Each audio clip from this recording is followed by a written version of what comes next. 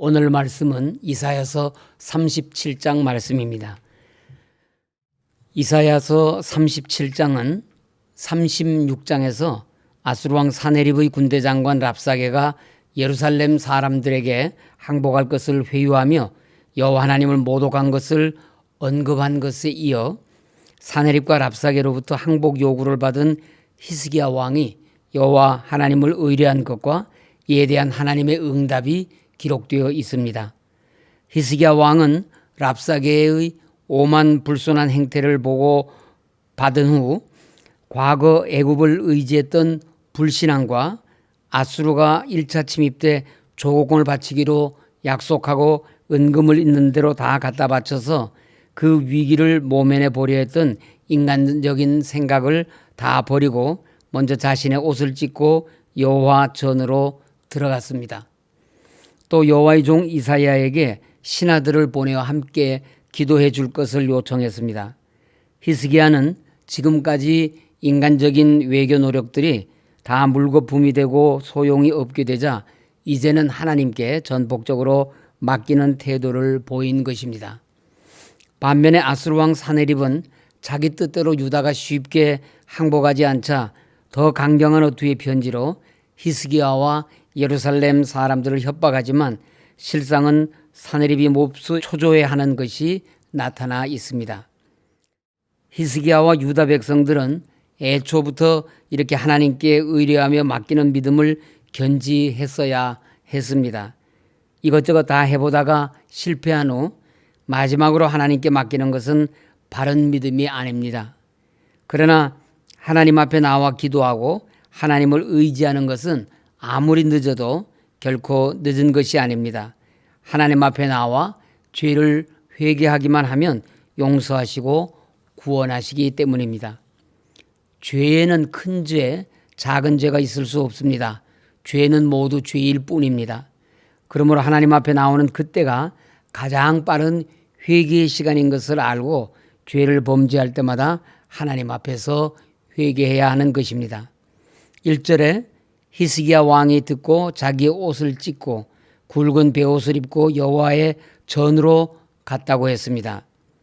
옷을 찢는다는 것은 슬픔을 상징하는 것입니다.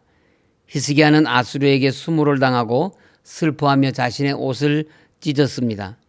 그리고 굵은 베옷을 입고 하나님의 성전으로 갔습니다.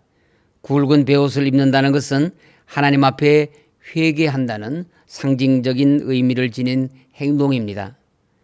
히스기야는 성전으로 가서 하나님 앞에 회개하는 동시에 이사야에게 신하들을 보내어 하나님께 기도해 줄 것을 부탁합니다. 자신과 유다의 처지가 얼마나 어렵고 처절한지를 3절에서 오늘은 환난과 책벌과 능욕의 날이라 아이를 낳으려 하나 해산할 힘이 없음 같도다라고 하며 절체절명의 위기에 처해 있음을 알립니다. 당시 아수르의 침략은 국가적인 환난인 동시에 이 환난은 유다에 대한 하나님의 징계의 책벌이었습니다. 뿐만 아니라 랍사게의 교만하고 오만 불손한 언행은 하나님께 대한 모독과 능욕이었습니다. 그런데 이 상황에서 히스기야와 유다 백성들은 아무것도 할 수가 없었습니다. 아이를 낳으려 하나 해산할 힘이 없다는 것은 아수르의 침략을 당한 국가적인 큰 위험을 벗어날 능력이 히스기야와 유다에게는 전혀 없다는 말입니다. 왜 하나님께서 선민 유다 백성에게 이토록 가혹하리만큼 그들의 연약함을 깨닫게 하려 하시는 것입니까? 그것은 인간은 자신의 무능력함을 깨닫기 전에는 하나님을 의지하지 않기 때문입니다. 사람이 자신의 무능함과 연약함을 깨닫지 못하면 하나님을 의지하지 않고 마른 막대기보다 못한 자신을 붙들게 되는 것입니다. 하나님께서는 우리가 살면서 순간순간 우리의 연약함을 깨닫게 하십니다. 그것은 우리로 초라하고 무력함을 갖도록 하려는 것이 아닙니다. 오히려 그것을 통하여 하나님만을 붙들고 믿도록 하기 위해서입니다. 그렇기 때문에 성도님들은 하나님께서 연약함을 깨닫게 하실 때나 힘겨운 삶의 자리에 두실 때 두려워하거나 자포자기 하지도 마십시오. 하나님을 더욱 굳건히 붙드는 계기로 삼으시기 바랍니다. 하나님께서 주를 의지하는 우리들을 세상 누구도 경험할 수 없는 능력의 역사를 목도하게 하실 것입니다. 4절을 보면 히스기야가 이사야에게 예루살렘을 위한 중보 기도를 부탁하면서 당부하는 말을 소개하고 있습니다. 당신의 하나님 여호와께서 랍사게의 말을 들으셨을 것이라. 그가 그의 상전 아수르 왕의 보냄을 받고 살아계시는 하나님을 회방하였은즉 당신의 하나님 여호와께서 혹시 그 말로 말미암아 견책하실까 하느라. 그런즉 바라건대 당신은 이 남아있는 자를 위하여 기도하라 하시더이다 하니라. 히스기야는 지금 환난당하는 유다의 구원보다 하나님의 위엄이 모독당한 것에 더 괴로워합니다. 아수르가 무력을 앞세워 살아계신 하나님을 무능한 우상으로 빗대며 온갖 모독과 모욕의 말을 서슴지 않았기 때문입니다. 또한 히스기야는 유다 백성이 침략자들의 손에서 벗어날 수 있는 유일한 방법은 아수르에 의해 모욕당한 하나님의 위엄 회복을 위해 하나님께서 아수르를 벌하여 치시는 것을 알았습니다. 위엄을 모독당하신 하나님께서 일에 애통해하는 주의 백성을 그대로 두지 않으실 것이며 여호와의 위엄을 모독한 자들을 그대로 두지 않으실 것이기 때문입니다. 하나님은 악인이 거만하게 하는 불경한 말 하나하나도 다 듣고 계시며 공의로 악인을 심판하시는 하나님이십니다. 히스기야가 보낸 신하들의 말을 들은 이사야는 전혀 걱정할 것이 없다며 사네립의 비참한 종말을 예언했습니다. 이사야는 6절에서 너희는 너희 주에게 이렇게 말하라. 여호와께서 이같이 말씀하시되 너희가 들은 바 아수르 왕의 종들이 나를 능욕한 말로 말미암아 두려워하지 말라고 하였습니다. 두려워하지 않는 것은 신앙생활의 중요한 핵심입니다. 어려운 일을 당할 때 첫 번째 오는 시험은 두려움입니다. 믿음을 잃지 않는 비결은 난관 앞에서도 평안하고 안심하는 것입니다. 그래서 이사야는 히스기야에게 두려워하지 말라고 하였습니다. 사네립과 랍사게가 망령된 말로 능욕한 것은 히스기야에게 한 것이 아니라 하나님께 대적한 것이므로 하나님께서 그들을 징벌하실 것입니다. 7절에 보라 내가 영을 그의 속에 두리니 그가 소문을 듣고 그의 고국으로 돌아갈 것이며 또 내가 그를 그의 고국에서 칼에 죽게 하리라 하셨느니라고 하며 이사야는 하나님께서 약속하신 구원의 역사를 증거하고 있습니다. 하나님께서 아수르 왕 사네립이 한 말을 모두 들으셨으므로 하나님의 위엄과 전능하심을 위해 하나님께서 싸우실 것이니 히스기야와 유다 백성은 걱정하지 말라는 말입니다. 이사야가 전하는 하나님의 응답 말씀은 사네립과 랍사게가 능욕하는 말에 유다 백성은 두려워하지 말라고 하십니다. 랍사게가 히스기야와 예루살렘 사람들을 조롱하며 36장 20절에서 여호와가 능히 예루살렘을 내 손에서 건지겠느냐고 하였던 능욕의 말을 하나님께서도 다 들으셨다는 말입니다. 전지전능하신 하나님께서 당신을 능욕하는 자를 가만히 내버려 두시겠습니까? 그렇지 않습니다. 하나님께서 보낸 한 영의 소문을 듣고 사네립은 아수르로 돌아가서 거기서 칼에 죽게 될 것이라고 하였습니다. 여기서 영의 원어 루아흐는 많은 경우 성령을 뜻하지만 여기서는 사네립을 공포에 빠지도록 하는 두려운 마음을 의미합니다. 그가 소문을 듣고는 구스왕이 히스기야를 도우려고 아수르를 치러 온다는 소문을 말합니다.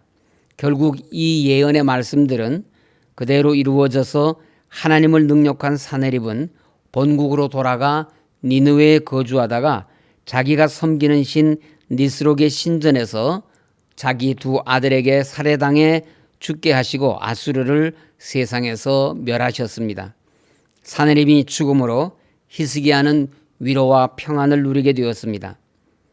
그런데 사네립의 비문에는 그가 유다 왕 히스기야를 예루살렘 성에 세 장의 세를 가두었다는 기록이 있지만 사네립이 예루살렘에 입성했다는 말은 없습니다.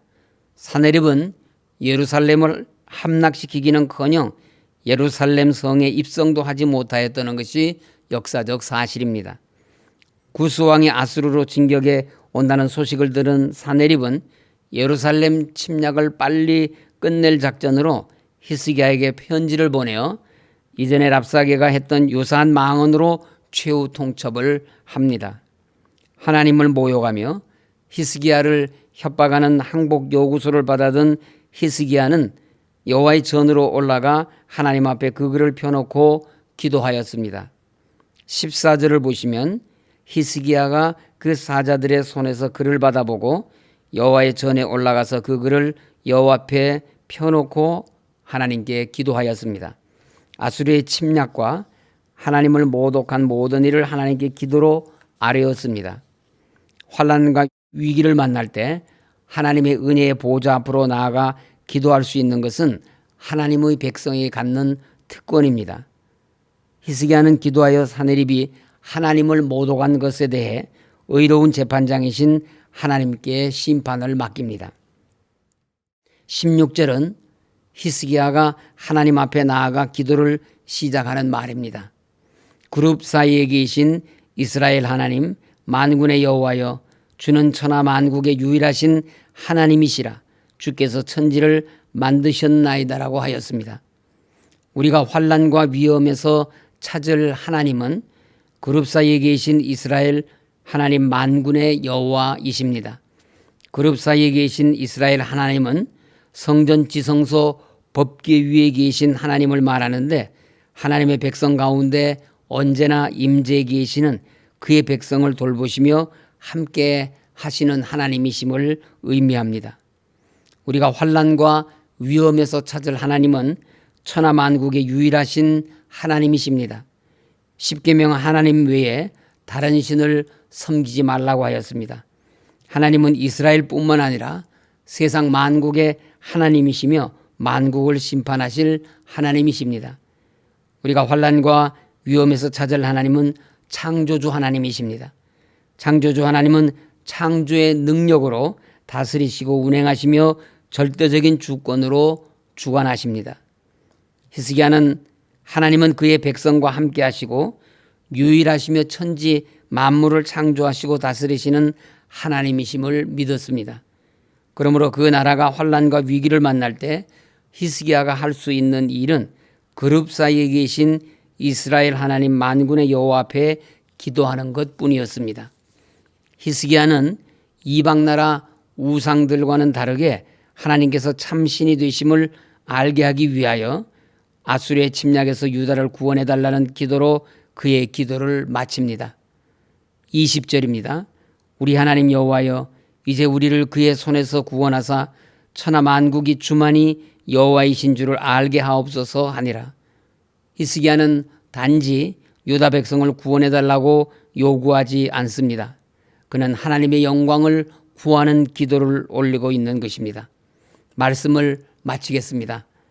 하나님은 하나님을 대적하는 자들을 심판하시고 하나님의 백성은 구원하시는 분이십니다.